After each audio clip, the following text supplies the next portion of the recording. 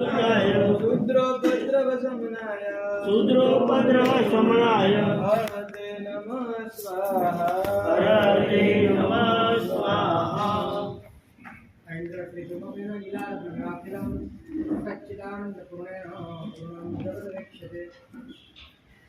आनंदकारी अनंत कल्याण में करनारा धर्म चक्रवर्ती अरिहंत परमात्मा शासनની અંદર ભેગેલા મહોપાધ્યાય ઈશ્વરજી મહારાજ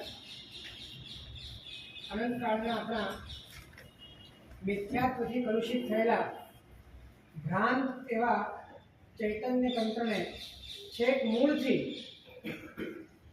સુધારવાને માટે આપણને પૂર્ણતાની વાત ખરેખર આપણે અનંત કાળમાં કશું ખોયું નથી અને કશું મેળવ્યું નથી, કારણ કે આ દુનિયામાં લાભ કે નુકસાન જેવું કંઈ છે નહીં. લાભ પણ નથી અને નુકસાન પણ, કારણ કે અનંત કાળમાં અનંતા ભાવ કર્યા. આ ભાવમાં એ અનંતના ભાવ તમારી કરે છે અને આ ભાવ પણ એ અનંત ભાવમાં એડ થઈ જવાનો છે. એટલે ખરેખર તો આ સંસારની અંદર કાંઈ મળતું પણ નથી અને કાંઈ ટળતું પણ નથી. મળતું જ નથી ને ટળવાની વાત નથી. હકીકત એ છે કે તમને જે સંયોગ થયો છે એમાં જે તમે બની ગયા છો, દેવેન્દ્રભાઈ કે દેવાંગભાઈ, આ એક સંયોગ છે. એમાં હું તરીકે તમે બની ગયા છો અને તમે જે બની ગયા છો એને કશુંક મળે છે, એનું કશુંક ટળે છે. તમને એવું લાગે છે કે મને કશુંક મળે છે, મારું કશુંક ટળે છે. હકીકતમાં તમને આજ સુધીમાં કાંઈ પણ મળ્યું નથી અને કાંઈ ટળ્યું પણ. અને હજી આગળ વધીને વિચારીએ કે તમે જે બન્યા છો એ પણ તમારું થતું નથી, એ પણ તમને ખરેખર મળતું નથી. તમે નામ બન્યા, તમે આકાર બન્યા, તમે અંદરની લાગણીઓના એક ઢાંચામાં પોતાને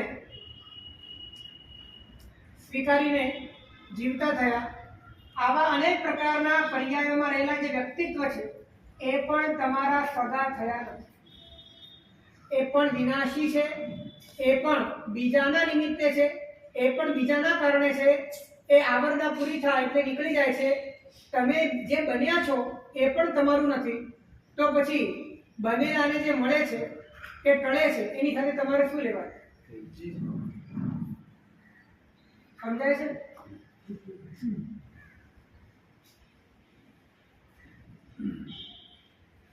જો આ એક દ્રષ્ટિ આવી જાય કે આ સંસારમાં કાંઈ જ મળતું નથી ને ટળતું નથી, લાભ અને નુકસાન જેવી કોઈ વાત જ નથી.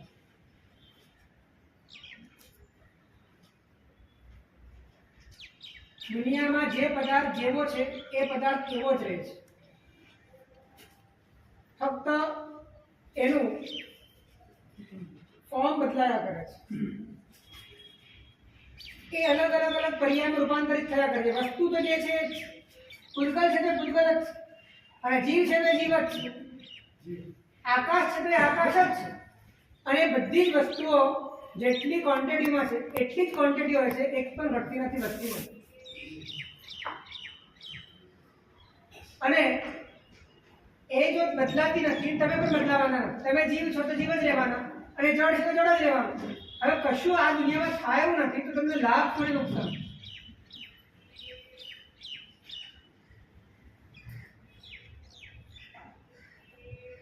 કોઈ પૂતગલ તમારા સ્વરૂપે સંક્રાંત થવામાં યોગ્યતા ધરાવતું હોય તો હજી લાભની વિચારણા કરી શકો. અથવા તો કોઈ વસ્તુ તમારામાંથી નીકળી જવાની હોય તો નુકસાનની વિચારણા કરી શકો. તમારામાં કંઈ એડ થવાનું નથી અને તમારામાંથી કશું નીકળવાનું, તો લાભ શું અને નુકસાન?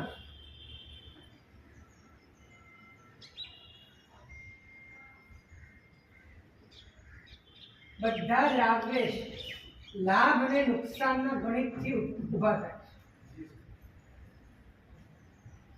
જ્યારે લાભ નુકસાન જેવું જ કાંઈ નથી આ દુનિયામાં, તો પછી રાગદ્વેષની પણ કોઈ જરૂરત નથી. લાભ નુકસાન દેખાશે ને ત્યાં સુધી રાગદ્વેષ રહેવાનો. અને જ્યાં સુધી તમે વટલાયેલા છો ત્યાં સુધી તમને લાભ અને નુકસાન દેખાવ. તમે પૂતગલ બની ગયા તો પૂતગલમાં વૃદ્ધિ પણ થાય છે અને પૂતગલમાં હાનિ પણ થાય છે. પણ એ હાનિ અને વૃદ્ધિ પૂતગલની છે અને હકીકતમાં તે હાનિ વૃદ્ધિ પણ નથી. કારણ કે જેટલા પરમાણુ આ દુનિયામાં છે એટલા જ પરમાણુઓ છે. રૂપાંતર થાય ને, હે ચેન્જ ફોર્મેશન ચેન્જ થાય ને. ફોર્મેશન ચેન્જ થાય પણ એ પૂતગલમાં જ રહે, એ જીવમાં ના. અસર ઝાડ ઉગે તમે દૂધી ખાઓ ને તો એ તમારું લોહી બને. તો દૂધી પણ પૂતગલ છે, લોહી પણ.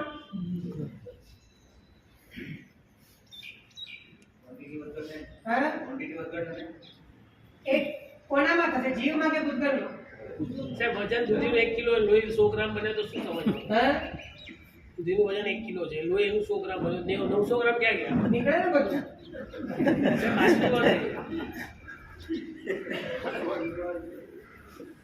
પણ વિદ્વાનનો સ્વભાવ છે.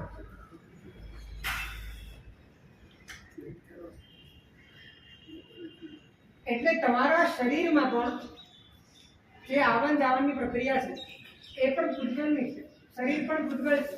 અને એ જે આવે છે એમાં શરીરની દ્રષ્ટિએ કદાચ વૃદ્ધિ થાય છે કે હાનિ થાય છે, પણ આ દુનિયામાં જે પદાર્થો જેટલા છે એ પદાર્થો એટલા જ છે. કોઈ વૃદ્ધિ હાનિ નથી. અને શરીરમાં જે વૃદ્ધિ હાનિ થાય છે એને તમે તમારી વૃદ્ધિ હાનિ માની લો છો. કારણ કે તમે એવું માનો છો કે હું કોણ છું? હું શરીર છું. અંદરમાં જ્યાં સુધી આ ભ્રમણા છે ત્યાં સુધી બધી વૃદ્ધિ હાનિ દેખાશે, લાભ નુકસાન દેખાશે, રાગ દ્વેષ થશે. આ એક શરીરનો દ્રષ્ટાંત આપે. આવી દરેક બાબતમાં સમજી લે.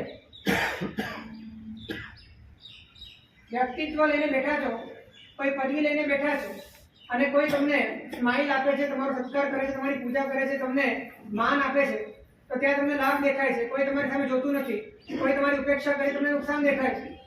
આવી દરેક બાબતમાં સમજી લેવાનું, જ્યાં જ્યાં તમે વ્યક્તિત્વ ઊભું કર્યું છે ત્યાં ત્યાં તમને લાભ નુકસાન દેખાય. લાભ નુકસાન દેખાડે રાગ દ્વેષ થાય નિયમ છે.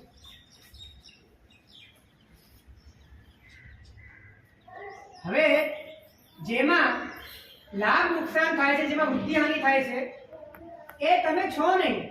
તમારામાં ક્યારે વૃદ્ધિ થતી નથી, તમારામાં ક્યારે લાભ થતો નથી, તમારામાં ક્યારે નુકસાન થતું નથી.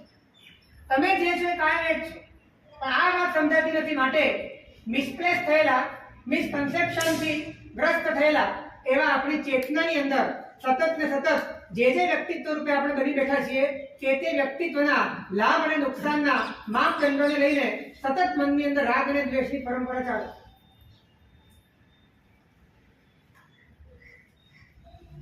નિરર્થક રાગ દ્વેષ છે, આનો કોઈ મતલબ નથી, બિલકુલ નોનસેન્સ.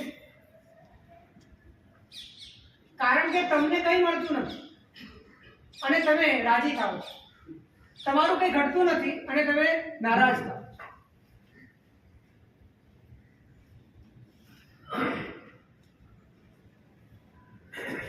આને ગાંડ પણ કે ખરેખર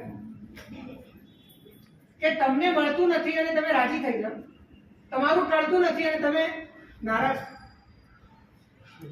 કારણ કે ભ્રમણા છે કે જેને મળે છે અને જેનું ટળે છે એ હું છું. આવી એક ભ્રમણા છે.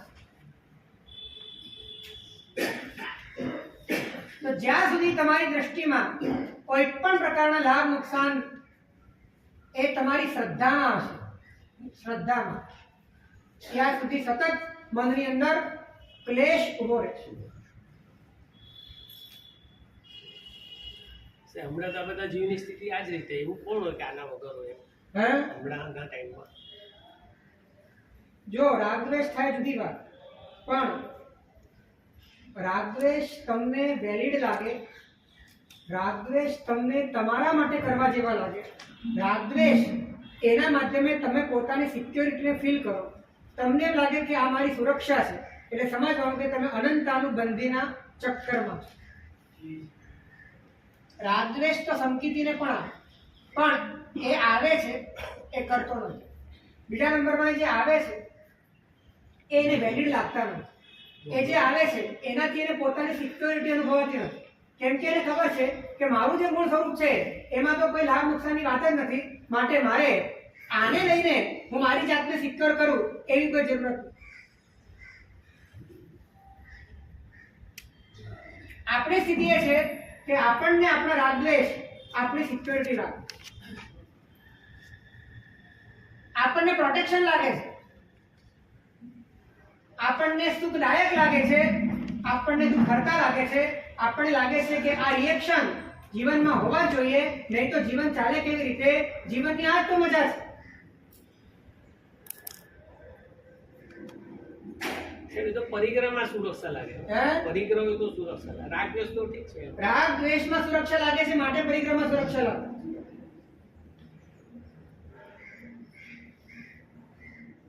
કેટલો પરિગ્રહ? એની કોઈ લિમિટેશન ખરી? કારણ કે ભીતરમાં તમારો ભય એ પણ અનંત છે, એનો પણ કોઈ એન્ડ નથી. આ ભયમાં ને ભયમાં આ દુનિયાએ 700 વખત આખી પૃથ્વીનો નાશ થઈ જાય એટલા પરમાણુ બોમ્બ બનાવી દીધો.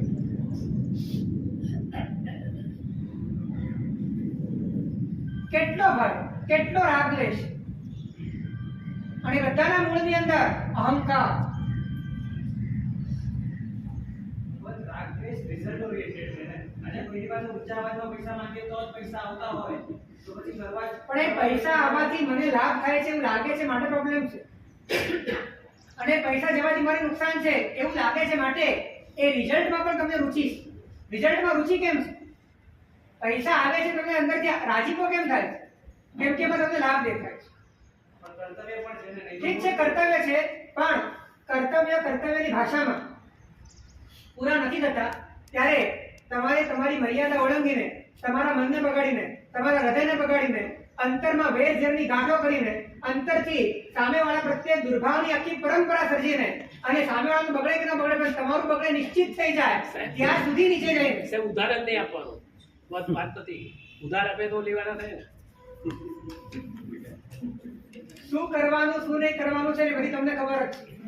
નહીં, આ ભાઈને મેં કોઈને કશું કહેવાની જરૂર નથી. તમે આખે આખા ઉધાર છો. બીજાની પૈસાની શું વાત કરો છો?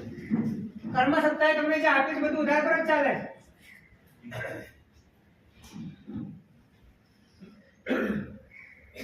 અને કર્મ સત્તાએ તમને જે આપ્યું એના માલિક તમે બની બેઠા છો. અને કર્મ સત્તા જ્યારે માંગે ત્યારે તમે ના પાડો છો. આપણે ગુનેગાર થઈને બેઠા છીએ અને આપણે બીજાને સલાહ આપીએ છીએ ગુનો નહીં કરો. આ અંદરનો ગુનો છે. એટલે પૈસા આપણે ગુસ્સો કરીને માંગીએ છીએ, અથવા તો આપણે આપણી જીત પૂરી કરવા માટે નાટક કરીએ છીએ. આપણે અનેક પ્રકારનું પ્રેશર બનાવીએ છીએ. આ બધું જ કરવામાં રિઝલ્ટ મળે છે, અને મળેલું રિઝલ્ટ અંદરમાં રૂચે છે. એનું કારણ એ છે કે એમાં આપણને લાભ દેખાય.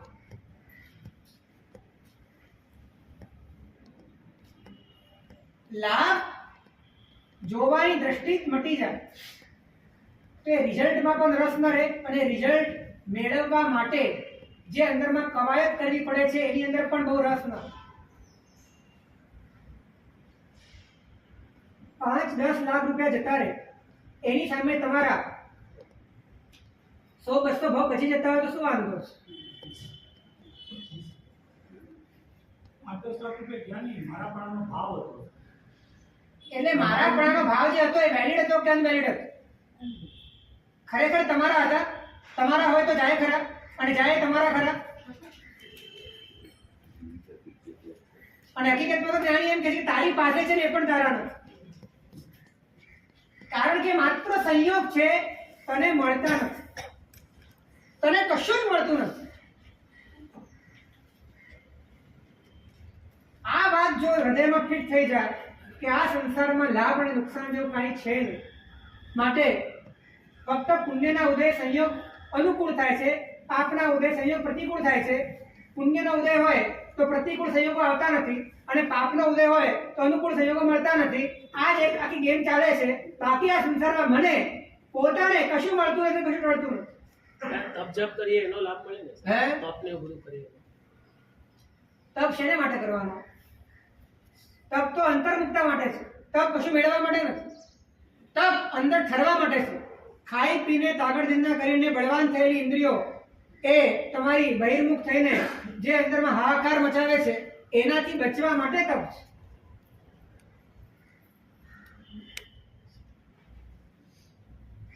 સ્વચ્છંદતાઓના કારણે મનની અંદર જે નિરંકુશતા આવી જાય છે એને ઠારવા માટે તપ છે.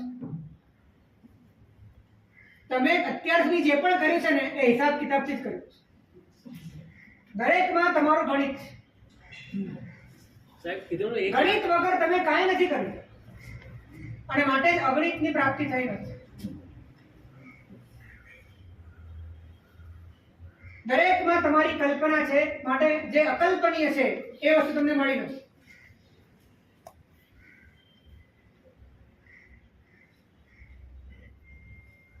લાભની દ્રષ્ટિ જીવનમાંથી કાઢી નાખો. લાભ જો તમે પૂતગલની દ્રષ્ટિ રાખશો તો તમને દેખાશે, પણ જો આત્મ દ્રષ્ટિ રાખશો તો તમને ખ્યાલ આવશે કે કોઈ વસ્તુ મારી બનતી જ નથી, તો પછી એમાં લાભ કેવી રીતે?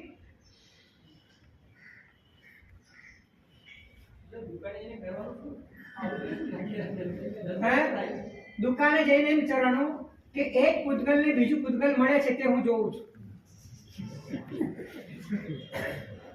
સમજાય છે? એક પૂતગલને બીજું પૂતગલ મળે છે તે હું જોઉં છું. અહીંયા તમારો ભાવ એ છે કે મને મળે છે, માટે હું રાજી થાઉં છું, અને માટે ન મળે તો હું નારાજ પણ થાઉં છું. મળે તો મને અભિમાન પણ આવે છે, અને ન મળે તો મારી અંદર એક ગ્લાનિ પણ છવાઈ જાય છે. એટલે આખો કારોબાર મારા વ્યક્તિત્વના આધારે થાય.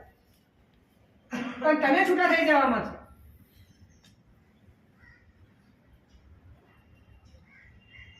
સાહેબ મળે ન મળે તો નસીબને લીધે થાય, મહેનતથી કે આપણા જવા આવવાથી નથી. એવું માનો છો કે માત્ર સુખિયાની વાતો છે? એ સાહેબ એવું માનો છો હૃદયથી? અને પુણ્ય ને પાપ એનાથી જે મળે છે શું મળે છે? ઈશ્વર મળે છે કે આત્મા મળે છે? જે તમારું છે તે મળે છે, તમારું નથી એ મળે છે? અનુકૂળતા અને પ્રતિકૂળ. નહીં, હું તમને પૂછ્યો જવાબ આપો કે તમને જે મળે છે એ તમારું જે છે તે મળે છે કે તમારું જે નથી એ તમને મળે છે? અને નથી એ જે મળે છે તમને મળે છે કે પૂતગલને મળે છે? તો તમને શું મળે? તમને તો કઈ મળતું જ નથી.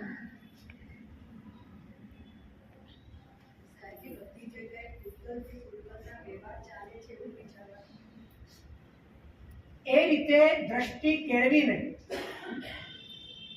પોતાને આત્મ સ્વરૂપ સ્વીકારીને પોતાને જેટલા જુદા પાડતા શીખશો એટલા લાભ અને નુકસાનના આફ્ટર શોક જે તમારા ભીતરની અંદર તમને હચ મચાવી જાય છે એ બધું ખતમ થશે. આના સિવાય બીજો કોઈ ઉપાય નથી. નહીં તો તમે કોઈક રીતે તો બચવાના, અને કોઈક રીતે બચ્યા, આત્મા સિવાય કોઈ પણ રીતે બચી ગયા તમે, તો ત્યાં લાભ નુકસાન રહેવાનું. અને લાભ નુકસાન રહેવાના એટલે રાગ દ્વેષ.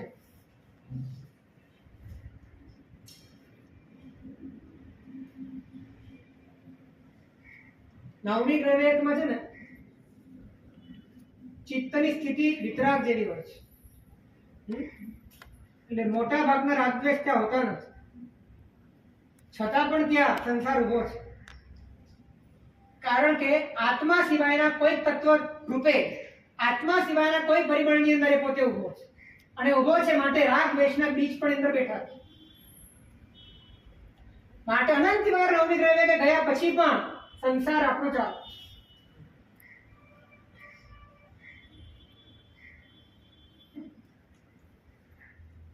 માટે એવી દ્રષ્ટિ કેળવીએ કે લાભ નુકસાનના ગણિત મગજમાંથી નીકળી જાય, આપણને લાભ નુકસાન અડે નહીં. કેમ કે જે પણ લાભ નુકસાન થાય છે, લાભનો અર્થ જ એ છે કે તમને કાંઈક મળે. હવે તમને કાંઈ મળતું નથી, અને નુકસાનનો અર્થ એ છે કે તમારું કંઈક ટળે. એ તમારું કંઈ ટળતું નથી. જો તમારી દ્રષ્ટિ આત્મદ્રષ્ટિ છે તો આવો ધીરે ધીરે તમને બોધ થશે. આ ખુમારી આવશે, અંદરમાં એક સ્વતંત્રતા આવશે, અંદરમાં એક પોતાની સ્વતંત્ર સત્તા માટે ભીતરની અંદર એક આશ્વાસન પ્રગટશે કે મારું તો કંઈ જતું નથી. અને પછી કદાચ તમારું મૃત્યુ થતું હશે ને ત્યારે પણ આ ભાવ તમને સમાધિ આપશે કે મારું કંઈ જતું નથી. अब हम अमर भय न मरेंगे, या कारण मिथ्यात दियो तज अब क्यों देह धरेंगे. હવે અમે અમર થઈ ગયા, અમને કોઈ મારી શકે એમ નથી, કારણ કે મિથ્યાત્વ છોડી દીધું છે. અમે જે નહોતા એ બની ગયા હતા, એ બનવાની જે મિથ્યાત્વની ધારા હતી અમે છોડી દીધી છે. હવે અમે જે છીએ એ જ છીએ, અને માટે અમારું જે સ્વરૂપ છે એ સ્વરૂપ પરિપૂર્ણ છે.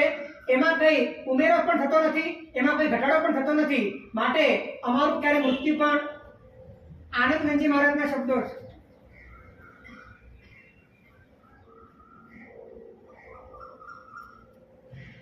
જેને જન્મનો લોભ છે, જીવનનો લોભ છે, મૃત્યુનો ડર રહેવાનો.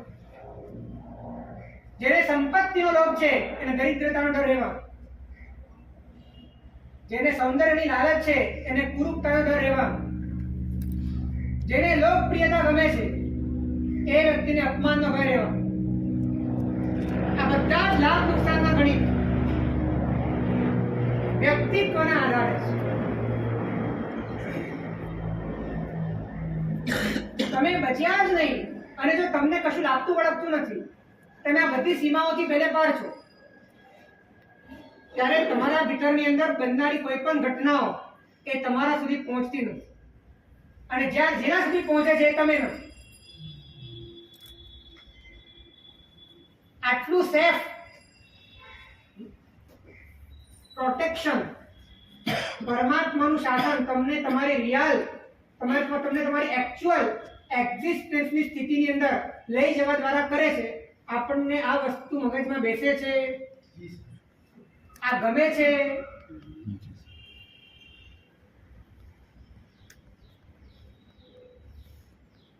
જીવનમાં લાભ નુકસાન હોવા જોઈએ કે ન હોવા જોઈએ? બકુલભાઈ, જીવનમાં લાભ નુકસાન હોવા જોઈએ કે ન હોવા? ક્યાંક ને ક્યાંક ભીતરમાં આપણને એવી લાલચ તો નથી ને કે આ બધું હોવું જોઈએ. આ છે તો જીવનની મજા છે. લાભ નુકસાન ગમે એનો અર્થ છે કે રાગદ્વેષ ગમે છે. લાભ પણ નહીં, નુકસાન પણ નહીં, એવી સ્થિતિ જો તમને મળતી હોય, અને એ પણ ફ્રીમાં, 1 રૂપિયો, 1 નવો પૈસો તમારે આપવાનો નથી. એને માટે તમારે કાંઈ જ છોડવાનું નથી, કેમ કે છૂટેલું જ છે. છૂટેલું છે એટલું સમજવાનું છે. અને ભ્રાંતિ તૂટવાથી માત્ર તમને તમારા સ્વરૂપનો બોધ થાય અને તમને ખ્યાલ આવે કે હું કમ્પ્લીટ છું, આમાં કશું જ ઉમેરો થાય, ઘટાડો થયો છે ને લાભ નુકસાન નથી. આવી સ્થિતિ આવે તો તમને પરવડે?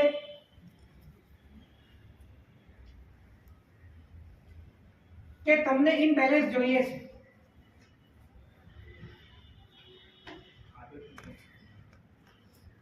જીવનમાં કંઈક ઊંચું નીચું થતું રહેવું જોઈએ એવી માંગ છે અંદરથી. સરખે સરખું ચાલે તો મજા ના આવે.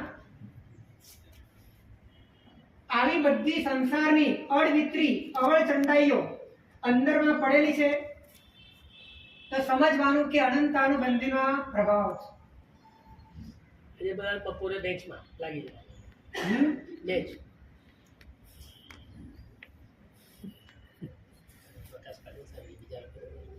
સિચ્યુએશન કહે છે કે વધારે લાભ જોઈએ છે અને નુકસાન જોઈતું નથી, પણ આવી જાય, થઈ જાય એવું કહે છે. જો લાભ છે કે નુકસાન છે, નિયમ છે.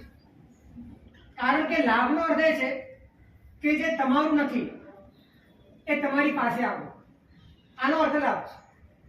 તમે જે લાભ ગણો છો એની વ્યાખ્યા છે કે જે તમારું નથી એ તમારી પાસે આવે.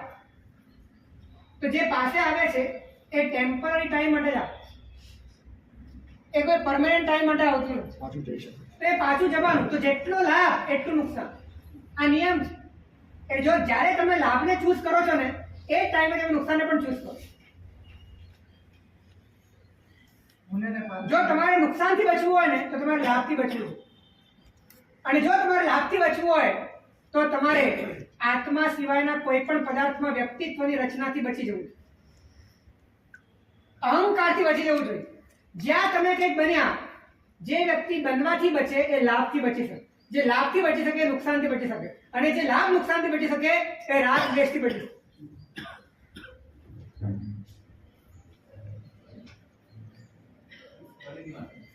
ફરી જે વ્યક્તિ બનવાથી બચે એ વ્યક્તિ લાભથી બચી શકે, જે વ્યક્તિ લાભથી બચે નુકસાનથી બચી શકે, જે વ્યક્તિ લાભ અને નુકસાનથી બચી શકે એ રાગ અને દ્વેષથી બચી શકે, અને જે રાગ અને દ્વેષથી બચી શકે એ આખા સંસારથી બચી શકે.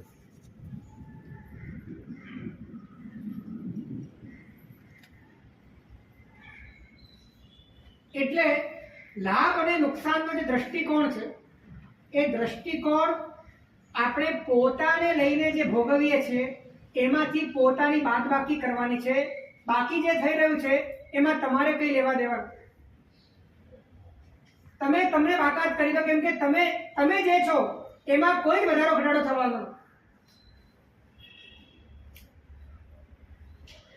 તમે વિચારો, અનંતા જન્મો તમે કર્યા, એમાં તમે રાજા બન્યા, મહારાજા બન્યા, શ્રેષ્ઠી બન્યા, ચક્રવર્તી જેવી વૃદ્ધિઓ ભોગવી છે. તમે અત્યાર સુધીમાં માતાનું દૂધ એટલું બધું પીધું છે, સ્વયંભૂ ગુણ સમુદ્ર ભરાય છે, રોટલી એટલી ખાધી છે, મેરુ પર્વત ઉભો થઈ. આટલું બધું કર્યું છે, ભોગો ભોગવવાનું કશું બાકી નથી રાખ્યું. એક દેવના ભવમાં 40,000 કરોડ દેવીઓ ભોગવી છે. આટલું બધું પૂર્વના ભવોના અનંત ભવોની અંદર ભોગવીને આવ્યા છે. તમારી પાસે અત્યારે શું છે? કયો લાભ?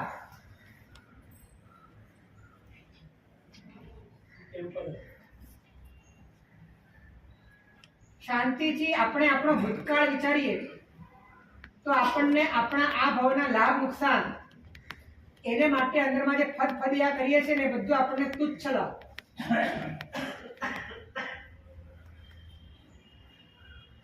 કાંઈ નથી. માત્ર એક ઇલ્યુઝનના કારણે આપણને તે પર્યાયોમાં આપણને પોતાનું અસ્તિત્વ જણાય, અને એટલા પર્યાય પૂરતા જે પણ વૃદ્ધિ હાનિના ગણિત છે એ આપણને આપણા લાભ નુકસાનમાં ખતવતા દેખાય, અને એ માટે આપણે ઊંચા નીચા થઈએ. આવું દરેક જન્મમાં ચાલે.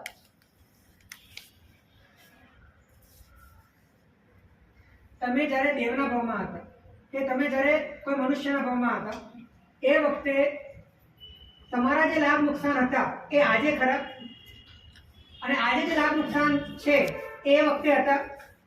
આજે જે લાભ નુકસાન છે આવતા 10 ભાવમાં છે. તો લાભ નુકસાનનું પણ કોઈ ગણિત ફિક્સ કરું? આ ભાવ પૂરતું છે લાભ. એટલે આ ભાવ પૂરતું જે છે એ પણ બદલાતું જાય છે. આ ભાવ પૂરતા લાભ નુકસાનમાં પણ તમારી આંતરિક સ્થિતિઓ ગણિતો બદલાતા જાય છે. વ્યક્તિત્વ પ્રમાણે બધા રાજા રડતા જાય છે. તમે તો એ જ હતા ભાવ પહેલા, અને હવેના ભાવમાં પણ તમે એ જ છો. તો લાભ નુકસાનના ગણિત બદલાયા કે?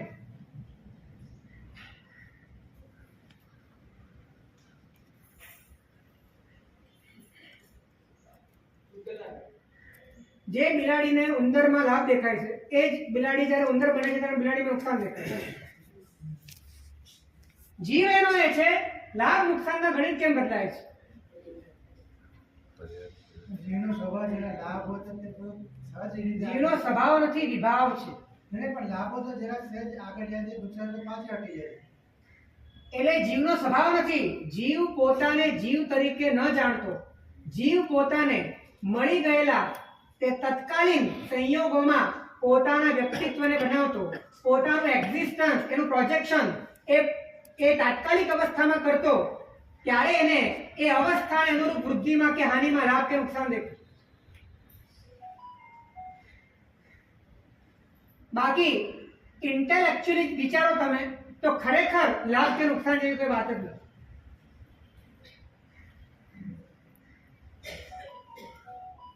હવે આવા સાવજ ફાલતુ લાભ નુકસાન માટે આપણે કેટલા રાગદ્વેષ કર્યા, આપણે કેવા કર્મો બાંધ્યા છે.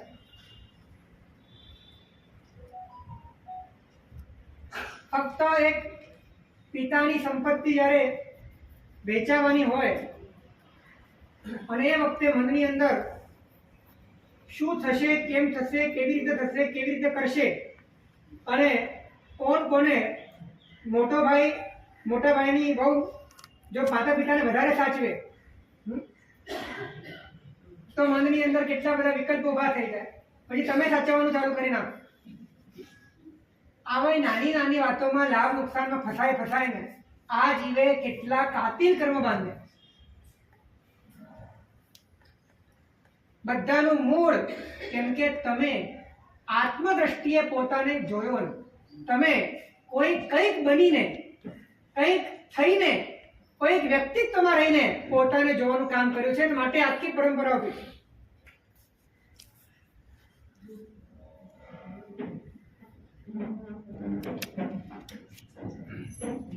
સામાજિક દ્રષ્ટિએ અહીંયા કોઈ દ્રષ્ટિ લાવો જ નહીં. દ્રષ્ટિ તરીકે કોઈ કામ કરતો એ બધી વ્યવહારિક વાતો એના સ્થાને વ્યવહારથી ભલે હોય, અંતરથી તમે વિચલિત ન થાવ, અંતરથી તમે ડગી ન જાઓ, અંતરથી તમે લેપાઈ ન જાઓ, એને માટેની દ્રષ્ટિ તો તમારે કેળવવી. અને આ સમજણ કેળવ્યા વગર ઉદ્ધાર જ નથી. તમે તમારા આનંદમય સ્વરૂપથી ભ્રષ્ટ થાવ એનાથી મોટું કોઈ નુકસાન નથી. અને તમે તમારા આનંદમય સ્વરૂપને પ્રાપ્ત કરો એનાથી મોટા દુનિયામાં કોઈ લાભ.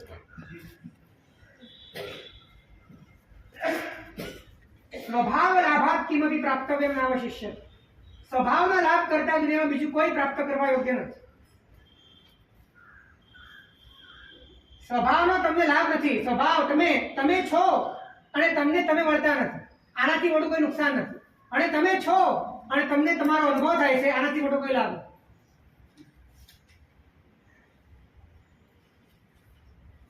કેમ કે નથી એનો અનુભવ કરવો ને એ તો નુકસાન જ છે એનો અનુભવ કરવો એ લાભ છે. ફરીથી નથી એનો અનુભવ કરવો એ તો નુકસાન જ છે.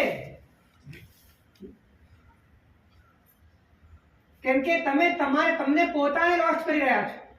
તમે તમને પોતાને ખોઈ રહ્યા છો. અને જે નથી એ તમે બનવાના નથી.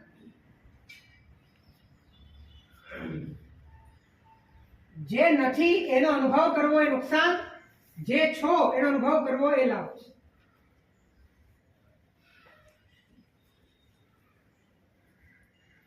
જે ન હોય એનો લાભ ક્યારે થતો નથી. જે હોય એનો જ લાભ થઈ શકે. અને આ સંસારમાં તમારા સિવાય તમારા સ્વરૂપે દુનિયામાં કોઈ વસ્તુ નથી. માટે કોઈ પણ વસ્તુનો લાભ તમને થઈ શકે. ના સમજાય તો પૂછવાની છૂટ છે. થોડું ટેકનિકલ છે. સાહેબ તમારી વાત સાચી લાગે. હવે અમે કંજૂસ જોઈએ તો હવે અમને આ પણ વાત સાંભળી તો શું કરવાનું? તમારે તરવું હોય ને તો ઉપાય છે, ડૂબવું હોય તો પણ ઉપાય છે. ડૂબવું છે, તમારે આત્મહત્યા કરી જ લેવી છે તો પાણીમાં પડ્યા. તરવું છે તો પછી તમારે હાથ પગ હલાવવા પડશે.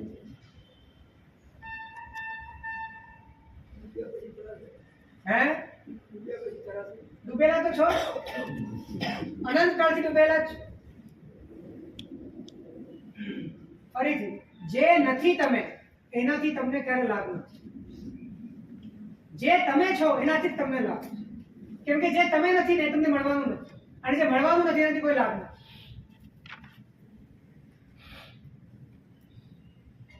આ એકદમ સિમ્પલ એક ને એક બે જેવી વાત છે. નથી સમજાતી બહુ આશ્ચર્ય થાય છે. જે તમે નથી એનાથી તમને લાભ કેવી રીતે થઈ શકે? જે તમે હો એનાથી જ તમને લાભ થઈ શકે, એ જ તમને મળી શકે. એટલા માટે મહોપાધ્યાયજી કહે છે સ્વભાવ લાભાત કિમપી પ્રાપ્તવ્યમ નાવશિષ્યતે. સ્વભાવના લાભ સિવાય આ સંસારમાં બીજું કશું પ્રાપ્ત કરવા યોગ્ય નથી.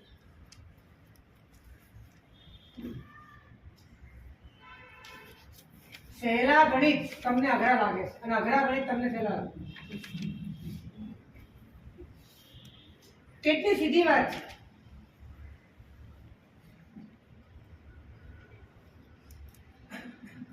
હું જે થઈ ન શકું, હું જે થઈ ન શકું એ થવા માટે, હું જે પામી ન શકું એ પામવા માટે, અને હું જે કરી ન શકું એ કરવા માટે અનાદિકાળથી ટાઈમ વેસ્ટ કરે છે.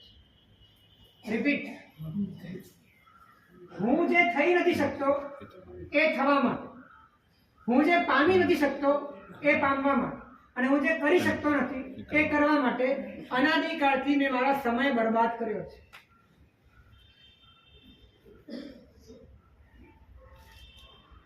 હું તમને પૂછું કે એક એવી કંપની હોય અને એનો કાયદો એવો હોય કે કંપનીમાં તમને કોઈ પોસ્ટ ન હોય, બીજા નંબરમાં તમને કોઈ પગાર પણ ન હોય, અને ત્રીજા નંબરમાં તમને કોઈ પ્રવૃત્તિ કરવા પણ ન હોય, અને એ કંપનીમાં જો તમે પ્રવૃત્તિ કરો તો દંડ થાય, જો તમે પૈસા માંગો તમને ફટકા મળે, અને જો તમે પોસ્ટની વાત કરો તો તમને જેલ થાય. આવી કંપનીમાં તમે જોઈન કરો, અનાદિકાળથી કરી રહ્યા છે, અનાદિકાળથી આ ધંધો ચાલે છે. આટલો માર ખાધા પછી પણ કૂતરાની પૂંછડી વાગી ન. હું જે થઈ શકતો નથી એ જ મારે થવું છે. અનંત શરીર બદલ્યા નથી થયા તમે શરીર, છતાં શરીર જ થવું છે, શરીર જ રહેવું છે. તમે કેટલી ટ્રાય કરી, ઘનઘોર પ્રયત્ન કર્યો છે તમે પર તરીકે થવા માટે, પણ થઈ નહીં શક્યા. હું જે નથી થઈ શકતો એ થવા માટે અનંત કાળથી મેં મજૂરી કરી છે. હું જે પામી નથી શકતો એ પામવા માટે મેં પ્રયત્ન કર્યો. મેં પરમાંથી સુખ મેળવવાનો પ્રયત્ન કર્યો, પણ એ પરનું સુખ મને ક્યારે પણ હાથમાં નથી આવ્યું. દેવ અને મનુષ્યના વિશિષ્ટમાં વિશિષ્ટ કોટીના પૂતગલો મને મળી ગયા, પણ એ પૂતગલોમાંથી મને સુખ મેળવવાની ભરચક પ્રયત્ન કર્યો, પણ મને સુખ મળ્યું નથી. જે હું પામી નથી શકતો એ પામવા માટે મેં પ્રયત્ન કર્યો, અને જે હું કરી શકતો નથી, પરમાં ફેરફાર કરવાની મારી કોઈ ક્ષમતા નથી, અને છતાં પણ મારા રાગદ્વેષને વશ થઈને, મારા વ્યક્તિત્વના મૂળને પકડીને એને કોઈ પણ પ્રકારની હાનિ ન થાય, નુકસાન ન થાય એના પ્રોટેક્શન માટે હું આમ કરી લઉં ને તેમ કરી લઉં એવા ફડાકા મારીને અને અંતરથી પરની અંદર ફેરફાર કરવાના, પરિસ્થિતિઓને બદલવાના, સંયોગોને બદલવા માટેના મેં ઘનઘોર પુરુષાર્થ કર્યા છે. એ પુરુષાર્થથી પરિસ્થિતિ બદલાય કે ન બદલાય, મેં પોતે મારી જાતને બાંધવાનું કામ કર્યું.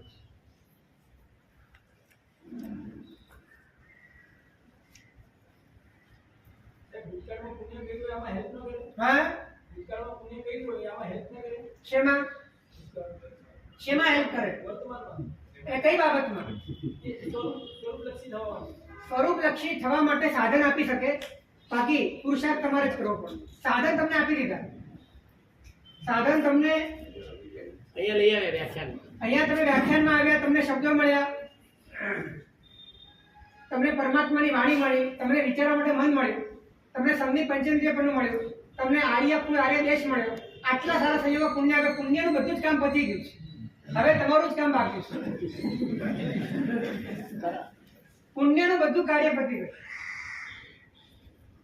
વર્તમાનની પુણ્ય સેવા કામ લાગશે. હે, વર્તમાનનું બી પુણ્ય ચાલતું છે, આગળ તો લાભ થશે. અત્યારે તમે પુણ્યની જરૂરત જ નથી, હવે તમારે પુરુષાર્થની જરૂર છે. અને પુરુષાર્થ તમારે અંતર્મુક્તાનો કરવાનો છે, પુરુષાર્થ તમારે બહિર્મુક્ત કરવાનો છે, પુરુષાર્થ તમારે પાપોથી પીછેહટ કરવાનો છે, પુરુષાર્થ તમારે આત્મદ્રષ્ટિ કેળવવાનો કરવાનો. હવે પુરુષાર્થ જ બાકી છે. કાળ, સ્વભાવ, ભવિતવ્યતા, નિયતિ બધા અનુકૂળ છે. હવે તમારો પુરુષાર્થ પ્રતિકૂળ છે.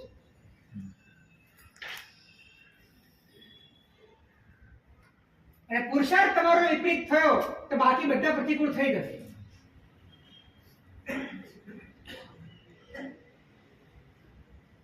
તો આ 3 સાવજ મૂર્ખતાના સીમાચિહ્ન કહેવાય એવા પરાક્રમ આપણે કર્યા છે. જે હું થઈ શકતો નથી એ થવા માટે, જે હું પામી શકતો નથી એ પામવા માટે, અને જે હું કરી શકતો નથી એ કરવા માટે હું અનંત કાળથી મથી રહ્યો. એનાથી બોધપાઠ નથી લેતો કે આ હવે થવાનું જ નથી. કુદરતી આ એક અકાટ્ય વ્યવસ્થા છે કે એક દ્રવ્ય બીજા દ્રવ્યની અંદર ભળતું નથી, જતું નથી, રૂપાંતરિત થતું નથી. આ વ્યવસ્થા છે. આ વ્યવસ્થાનો સ્વીકાર કરીને મારે મારામાં ઠરવું જોઈએ. આ વાતનો બોધ અંતરથી, સંવેદનથી એને સમજાતો અને એના કારણે જે છું એ રૂપે થતો નથી, જે પ્રાપ્ત છે એને જાણતો નથી, અને જે પૂર્ણ છે એમાં ઠરતો નથી. રિપીટ, જે છું એ રૂપે હું થતો નથી. હું જે નથી ને એ રૂપે થવાનો પ્રયત્ન કરું, અને એ પ્રયત્નમાં જે છું એ થતો નથી. જે પ્રાપ્ત છે એને જાણતો નથી, અને જે પૂર્ણ છું એમાં હું ઠરતો નથી.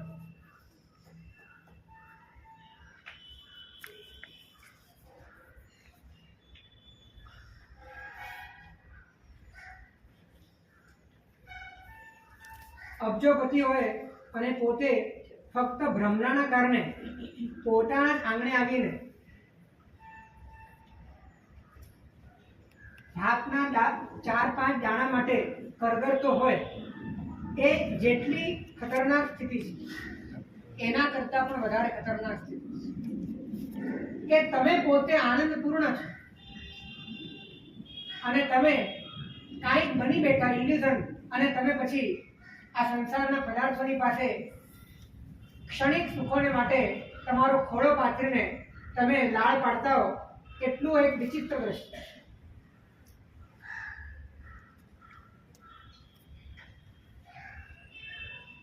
આ દયનીય સ્થિતિ તમારી, એની પર તમને તમારી દયા આવે છે? તમને તમારા ઉપર અનુકંપા આવે છે?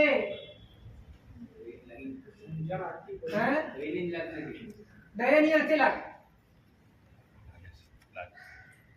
એક દ્રમકની વાત આવે છે, ઉપમિતિમાં દ્રમકની વાત આવે છે. એનું ચપ્પણિયું,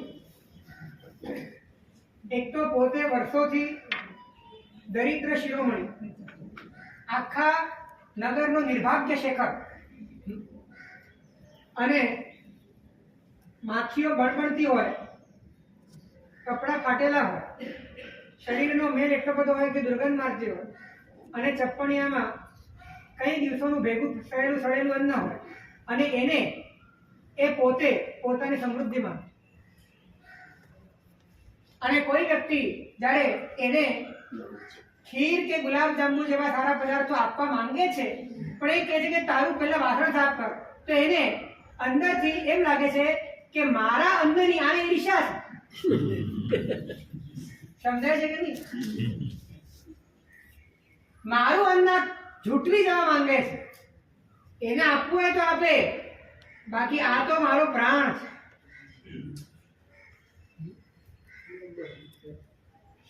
એ ધ્રમકને પોતાની સ્થિતિ પર દયા નહોતી આપી. એવી આપણી હાલત. ઉપમિતિ ભવ પ્રપંચના કથા બહુ મોટી કથા છે. એનો આખો પ્રાસ્તાવિક પ્રબંધ, શરૂઆતનો આખો પ્રબંધ આ રીતનો ખુલે છે. જીવની આખી કથા છે. તમારા જીવનો અથથી ઇતિ સુધીનો આખો ઇતિહાસ એની અંદર વર્ણવેલો છે.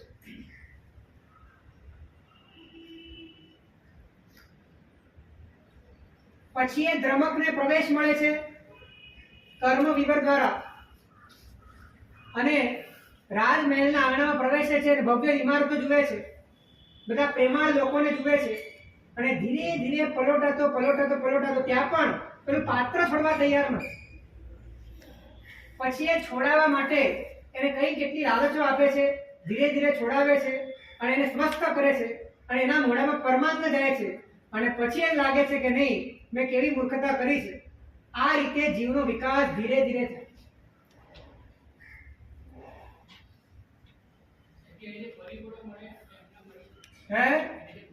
એકચ્યુઅલમાં તમને મળી ગયા છે.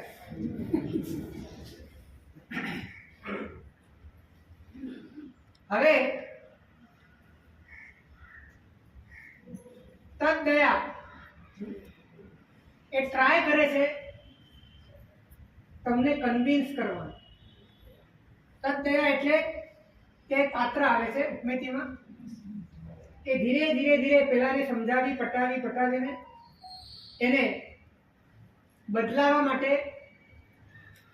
પરમેશ્વરની કૃપાના ભાગી બનવા માટે સમજાવે. અને જીવ કઈ રીતે સમજે છે, સમજતા અંદર કેટલા વિઘ્નો આવે છે, એ બહુ સુંદર વાતો છે. એ આખી વાત આપણા માટેની છે.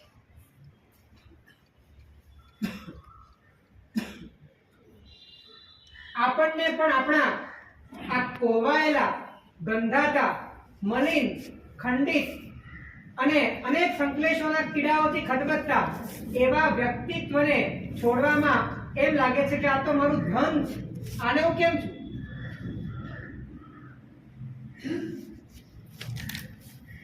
અને જ્યારે ગુરુ ભગવાન આપણને સમજાવે છે તો આપણને એમ લાગે છે કે બહુ સાચવીને ચાલવા જેવું છે. ક્યાં કામની વાતોમાં ફસાઈ જઈશું અને છોડી દેવું પડશે એટલે તમારી પકડ પછી મજબૂત થઈ જાય. આ આખી જીવની કહાની આપણી આવી સ્થિતિ ઉપર આપણને દયા આવી જોઈએ, આપણને આપણી ઉપર તરસ આવી જોઈએ, અનુકંપા આવી જોઈએ કે ખરેખર કેવો છે આ.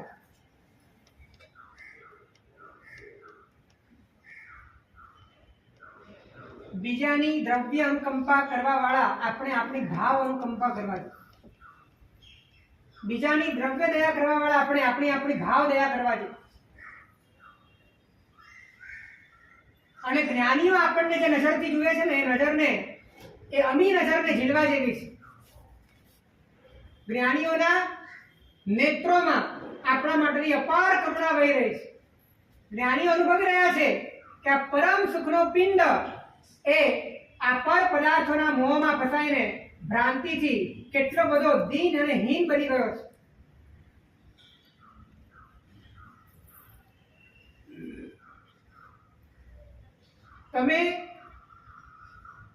તમે તો છો જ, ધ્યાન રાખો, તમે તો પરિપૂર્ણ રૂપે હાજર છો, પણ તમે જે નથી એના ખ્યાલમાં તમે ડૂબી ગયેલા છો.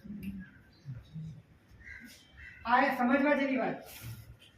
તમે છો અને આ ક્ષણે પણ તમે પરિપૂર્ણ છો, આ ક્ષણે પણ તમે પરમાત્મા સ્વરૂપ છો, પણ તમે જે નથી એના ખ્યાલમાં પૂરેપૂરા ડૂબેલા છો. અને જ્યાં તમે ડૂબેલા છો ને, જેમાં તમે ડૂબેલા છો એમાં તમે શોધી રહ્યા છો કે હું મને મેળવી દઉં. નહીં પડી સમજણ? આ બહુ સૂચક વાત છે. આ સમજાઈ જાય ને તો ઘણું સમજાઈ જાય એવું છે. ફરીથી બોલું, તમે આ ક્ષણે પણ પૂર્ણ પરમાત્મા સ્વરૂપે હાજર છો, પરિપૂર્ણ છો. આ ક્ષણે પણ તમે કમ્પ્લીટ છો, પણ તમે કોન્શિયસલી તમે જે નથી એમાં તમે ડૂબી ગયા છો. અને તમે જેમાં ડૂબી ગયા છો એ તમે નથી, અને તમે પોતાને ત્યાં શોધી રહ્યા છો. તમે આત્માને ત્યાં શોધી રહ્યા છો. આત્માને ત્યાં શોધવાની જરૂર નથી, એમાંથી બહાર નીકળવાની જરૂર. તો આત્મા તો છે જ, હાજર જ છે.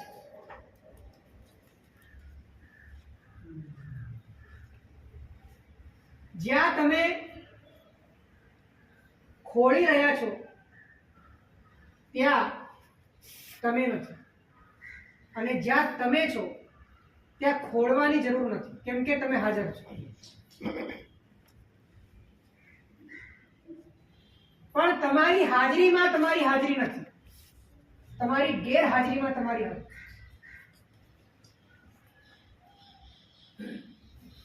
હજી એક તમને સમજાય એવી વાત છે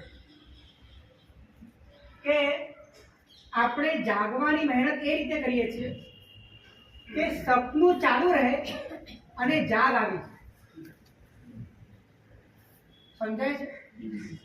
આપણે જાગવાની મહેનત એ રીતે કરીએ છીએ કે સપનું ભૂલે ચૂકે પણ ખંડિત ન થવું અને મારે જાગી જવું. આ આપણી મહેનત છે. મહેનત એ કરવી જોઈએ જાગવા માટેની કે સપનું તૂટી જાય અને જાગ આવે. પણ આપણી મહેનત એ છે કે સપનું ભૂલે ચૂકે ના તૂટવું જોઈએ અને મારે જાગવું છે. તો તમારી જાગ પણ સપનામાં છે. તમે જાગશો તો પણ સપનામાં જાગવાના છો.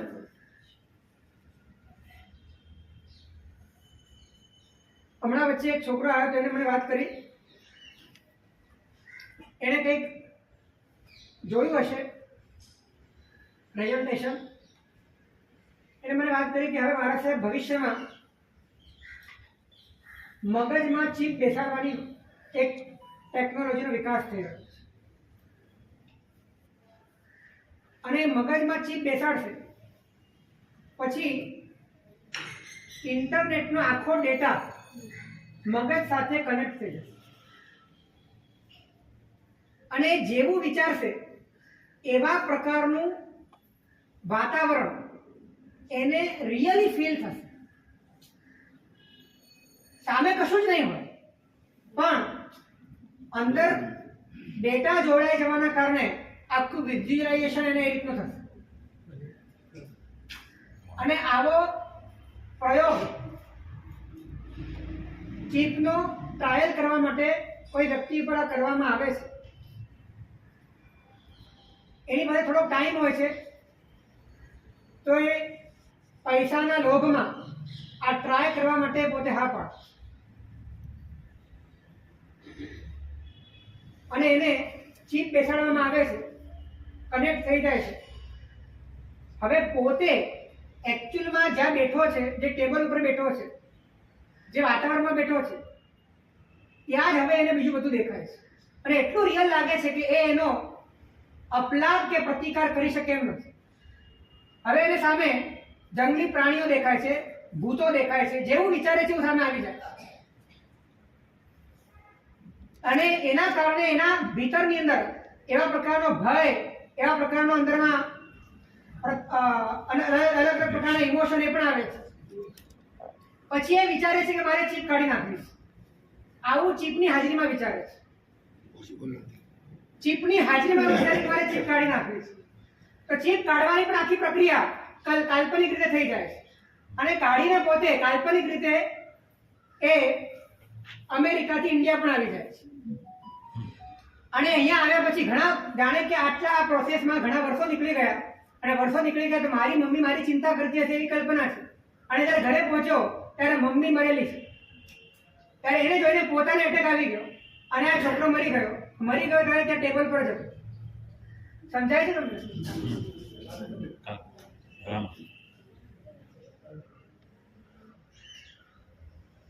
તો આ વ્યક્તિ એની તમામ પ્રતિક્રિયાઓ જ્યારે થઈ રહી છે ત્યારે અસલી સ્વરૂપે પણ એ હાજર છે કે અસલી સ્વરૂપે પણ એ હાજર જ છે પણ એને પોતાના અસલી સ્વરૂપનું ભાન હવે નથી. હવે સંપૂર્ણપણે એના કોન્શિયસ ઉપર કમાન્ડ હવે ચીપનો આવી. એ રીતે અનંતકાળથી આપણા કોન્શિયસ ઉપર કમાન્ડ મિથ્યાત્વનો છે અને એના કારણે આપણને જે પણ દેખાય છે. સાહેબ તમે ચીપ બેસાડી હે આજે ચીપ બેસાડી તમે મારા ચીપ કાઢવાની છે, બેસાડવાની નથી. તમારી લાગેલી જે ચીપો છે એ બધી કાઢવાની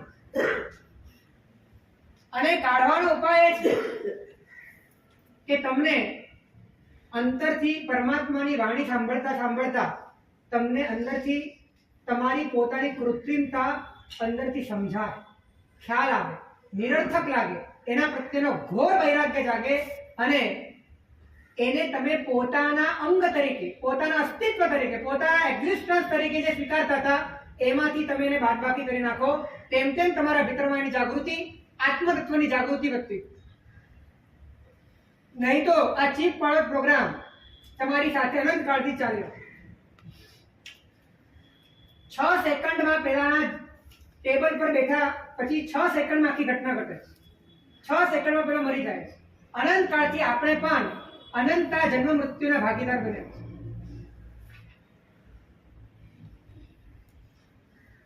એટલે જ્યાં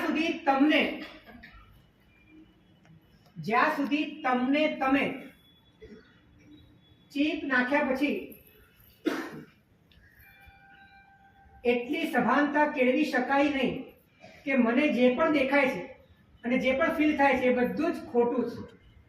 આ સભાનતા ન રહે. અને જે દેખાય એ સાચું જ હોય. આ અનંતકાળની માન્યતાએ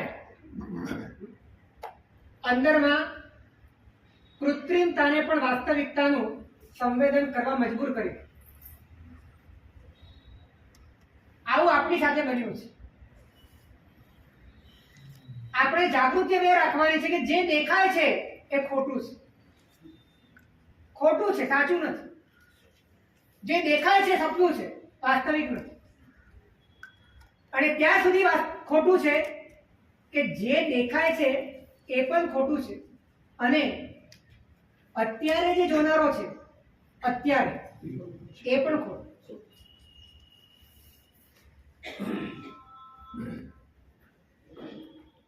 જ્યાં સુધી તમને તમે જ પોતે નિરર્થક નહીં લાગો ને ત્યાં સુધી તમારી ભીતર તમારું સહજ સ્વરૂપ જે છે એ સહજ રૂપે પ્રગટવા માટેની જે બારી ખુલવી જોઈએ એ ખુલશે.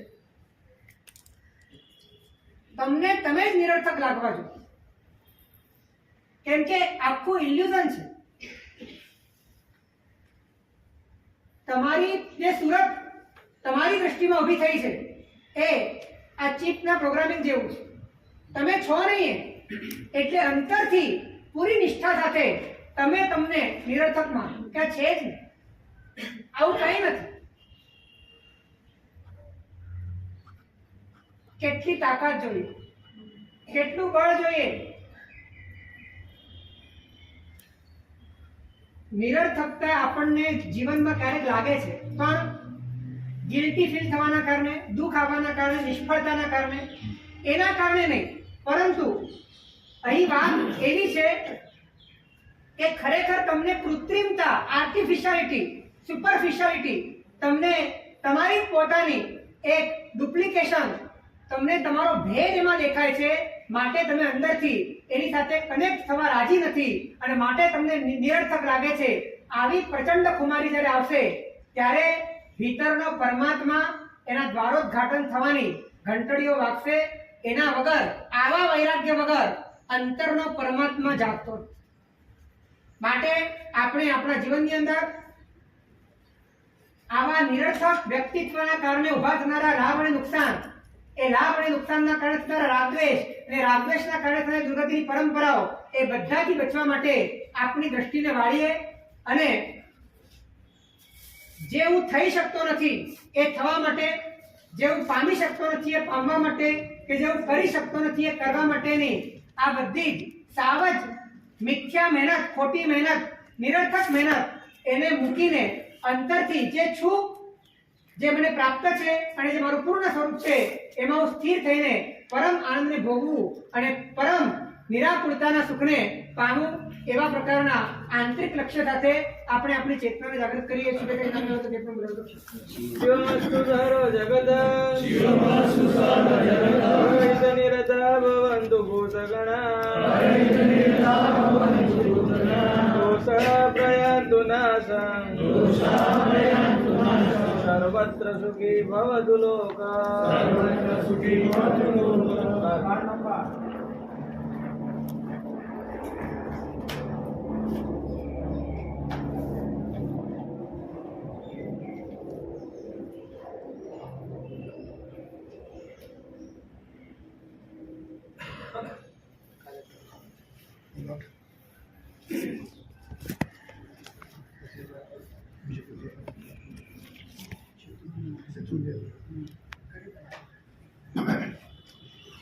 બોલો અદેશ્વર ભગવાન